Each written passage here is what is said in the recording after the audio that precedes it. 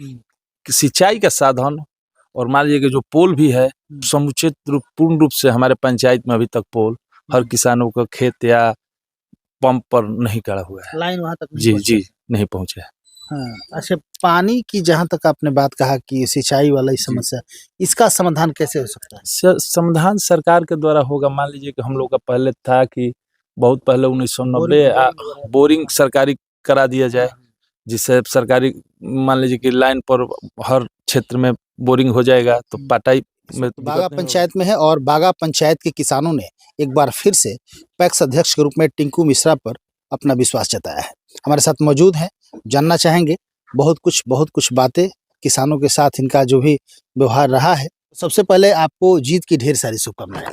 आपके चैनल के माध्यम से आपका भी बहुत बहुत धन्यवाद और हमारे पंचायत के सभी किसान भाई, सभी माने गार्जियन तुल जितने भी हमारे अभिभावक थे, बहुत बहुत सहयोग करके हर तरह से हमको मदद करके अच्छी तरह से वोट से जिताए। आपने हैट्रिक लगाया इस जी तीसरी बार ये आपकी जीत, शानदार जी जीत। जी जी कितना वोट से विजयी? 162 वोट। 162 जी। देखिए, तो किसानों ने तीसरी बार इनको पैक्स अध्यक्ष बनाया, यानी कि हैट्रिक।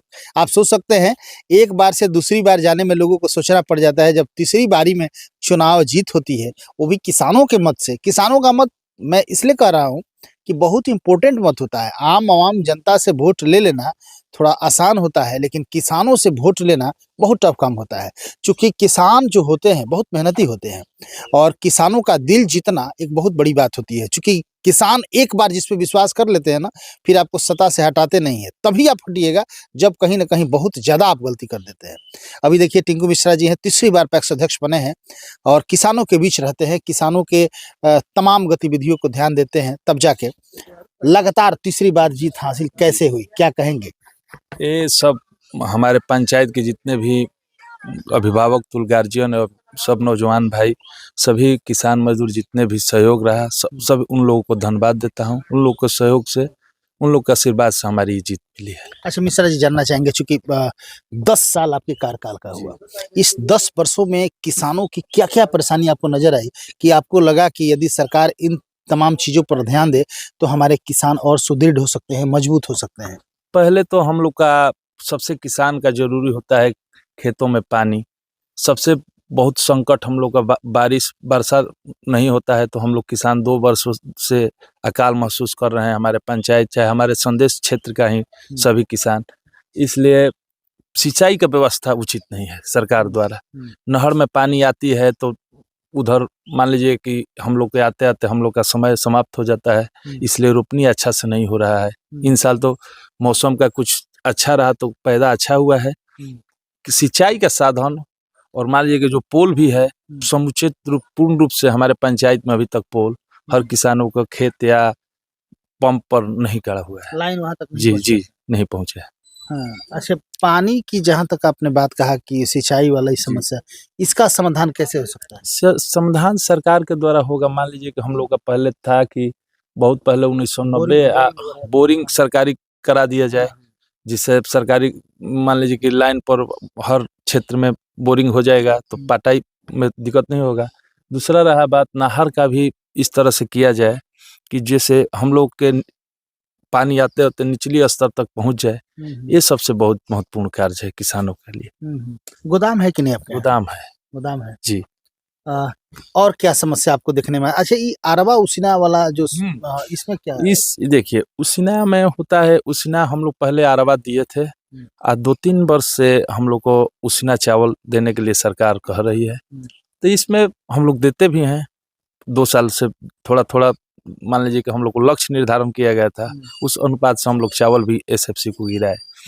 इस बार भी उसिना भी है, तो अंतर यही होता है कि मान लीजिए कि अरवा में होता है तो थोड़ा चावल का परसेंटेज ठीक ठाक गिरता है। उसिना होता है तो उसिना में से थोड़ी कठिनाई पड़ता है, लेबर कॉस्ट सब ज्यादा मिलर उलर लोग को लगता है, समय अधिक लगता है इसमें।